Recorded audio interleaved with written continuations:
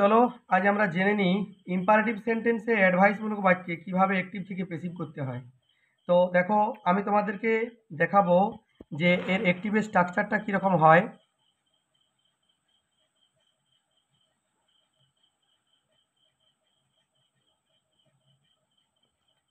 তো active structure, তো এখানে দেখো আমরা কিভাবে দেখবো যে ভার্ব প্লাস অবজেক্ট যদি সেন্টেন্সটা অ্যাফার্মেটিভ হয়,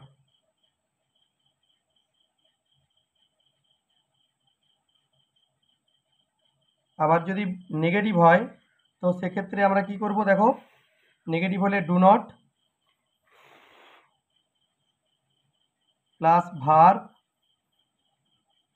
প্লাস অবজেক্ট, এটা কিন্তু নেগেটিভ সেন্টেন্স। তো আমি দেখো কিছু এক্সাম্পল তোমাদেরকে আগে দেখাবো, তারপর আমি প্যাসিভের স্ট্রাকচারটা তোমাদেরকে দেখাবো। তো দেখো আমি অ্যাফার্মেটিভে লিখছি, নেগেটিভেও লিখছি। তো দেখো এক নম্বরে ওবে ইয়োর প্যারেন্টস,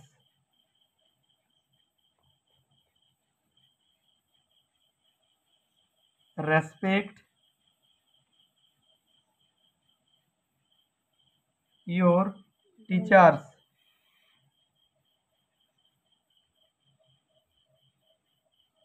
ডু নট, এটা নেগেটিভ সেন্টেন্স লিখছি, ডু নট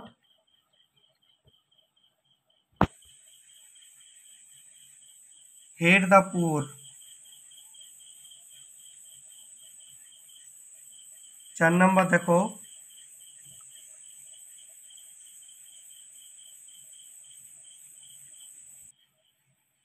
তো দেখো do not neglect your study. তো চলো এই 4টা উদাহরণ আমি দেখাচ্ছি, দুটো অ্যাফার্মেটিভ দুটো নেগেটিভ। তো দেখো আমি আগে প্যাসিভ স্ট্রাকচারটা লিখে তোমাদেরকে দেখাবো যে এই বাক্যগুলোকে আমরা যদি প্যাসিভ করি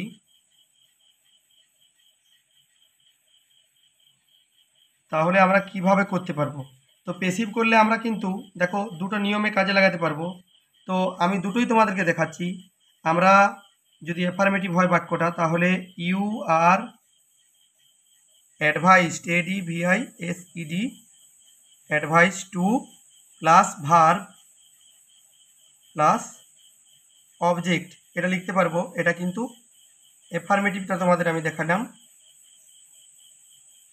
আবার অ্যাফার্মেটিভে আর একটা নিয়মে করা যায়, অর দিয়ে আমি সেটাও দেখাচ্ছি তোমাদেরকে, যে আমরা চাইলে এটাও করতে পারবো।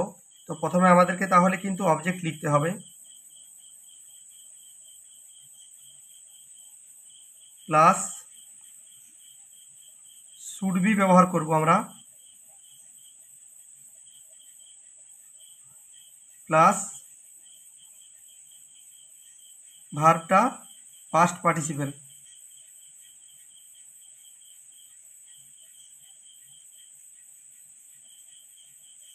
ভার্বটা পাস্ট পার্টিসিপেল ফর্ম অর্থাৎ, বা তোমরা এটাকে সহজে লিখে দিতে পারো V3।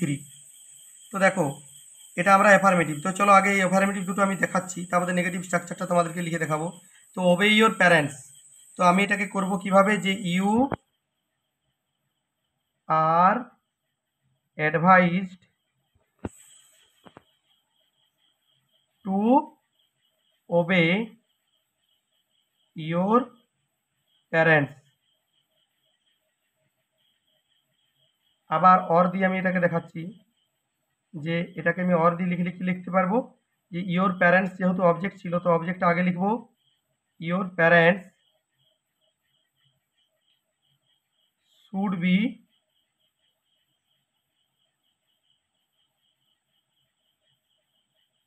ওবেড। তো দেখো নেক্সট যেটা আছে রেসপেক্ট ইয়োর টিচার, এটাকেও আমরা ওই একই নিয়মে করতে পারবো, যে you R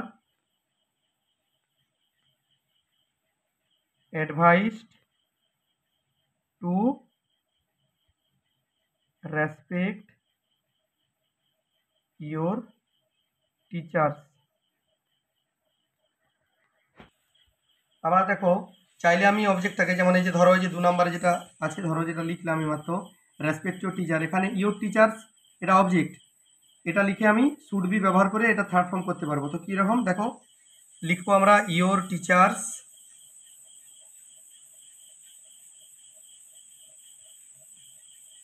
should be respected. তো চলো এবারে আমি নেগেটিভ স্ট্রাকচারটা আমরা আগে লিখে নিই। নেগেটিভ স্ট্রাকচারটা কীরকম হবে দেখো স্ট্রাকচারটা, তো কী লিখবো যে you R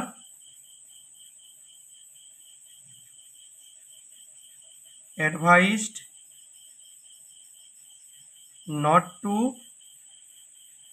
plus verb plus object. আবার অর দিয়ে আমরা লিখতে পারবো একই নিয়মে ওইটাও শুড নট বি করতে হবে। তো অবজেক্ট প্লাস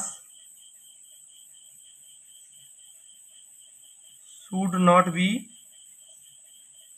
প্লাস ভার্বের থার্ড ফর্ম।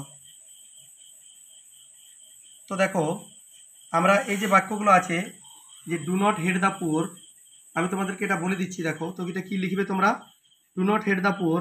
তো চাইলে তোমরা যদি এটা you are advised not to করো, you are advised not to, তাহলে তোমরা বাকিটা লিখে দেবে you are advised not to heed the poor. আবার যদি এটা তোমরা এ ধরে করো শুড নট বি, তাহলে লিখবে the poor should not be hated. এরপর যদি নেক্সট এটাও পরবর্তী একই নিয়মে করবে, you are advised not to neglect your studies. আবার যদি এটা শুড নট বি করো, তাহলে your study should not be neglected. চলো আমি তোমাদেরকে এটা পরের পাতায় লিখে দেখাচ্ছি। তো তোমরা লিখবে you are advised not to heed the poor. আবার অর দিয়ে লিখে দিচ্ছি যে the poor should not be hated করতে পারো, ঠিক আছে।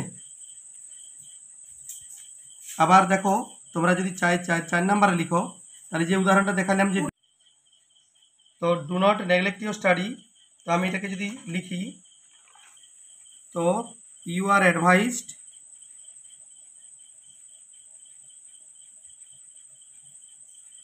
নট টু ব্যবহারও করতে পারবো আমরা, not to neglect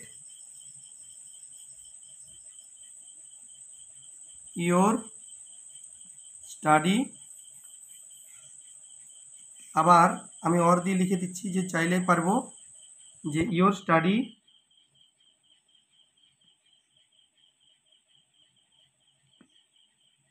should not be neglected. তো চলো আজকের ভিডিও আমার এ পর্যন্তই। আশা করি তোমরা আমার এই ভিডিওটি তোমাদের খুব ভালো লেগেছে। তো আমার এই ভিডিওটি ভালো লাগলে তোমরা অবশ্যই আমার এই ভিডিওটিকে লাইক করবে, কমেন্ট করবে, শেয়ার করবে, আর আমার চ্যানেলটিকে সাবস্ক্রাইব করবে, আর পাশে থাকা বেল আইকন প্রেস করতে ভুলো না। তো চলো পরবর্তী ভিডিও নিয়ে আমি তোমাদের সামনে খুব শীঘ্রই উপস্থিত হব।